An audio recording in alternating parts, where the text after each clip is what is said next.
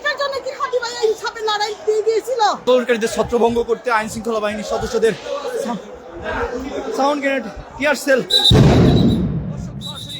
নিউজটি রিপোর্ট থেকে দেখানোর চেষ্টা করছি। বিকাল দুপুর থেকেই আজ এই যমুনা অভিমুখী যে আন্দোলনকারীদের শহীদ শরীফ ওসমান বিন হাদির হত্যা এবং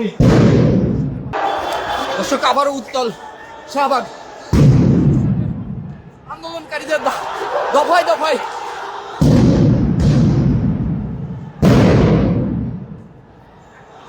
এবং সেই সাথে অপর পক্ষ থেকে পুলিশ বাহিনীর সদস্যরা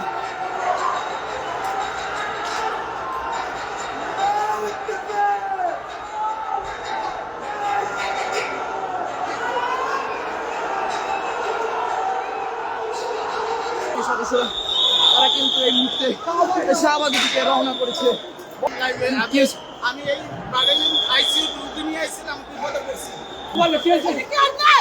হাদি ভাই বিচার চাই করতে আমার ভাই বোনদের উপর আক্রমণ করা হবে। এইটার জন্য কি হাদি ভাই ইনসাফের লড়াই দিয়ে গিয়েছিল? আজকে যখন জাবির ভাইয়ের উপর আক্রমণ করা হয়েছে, অনেকগুলো ভাই বোনের উপর আক্রমণ করা হয়েছে। মোটরসাইকেল কিন্তু রাস্তার মধ্যে পড়ে রয়েছে, যেখানে আহত ব্যক্তিকে পুলিশ বাহিনীর সদস্যরা তারা কিন্তু সরিয়ে নিচ্ছে। আমরা সরাসরি দেখানোর চেষ্টা করছি। যেমনটা দেখতে পাচ্ছি, আহত ব্যক্তিকে রিকশায় করে হসপিটালের দিকে নিয়ে যাওয়া হচ্ছে।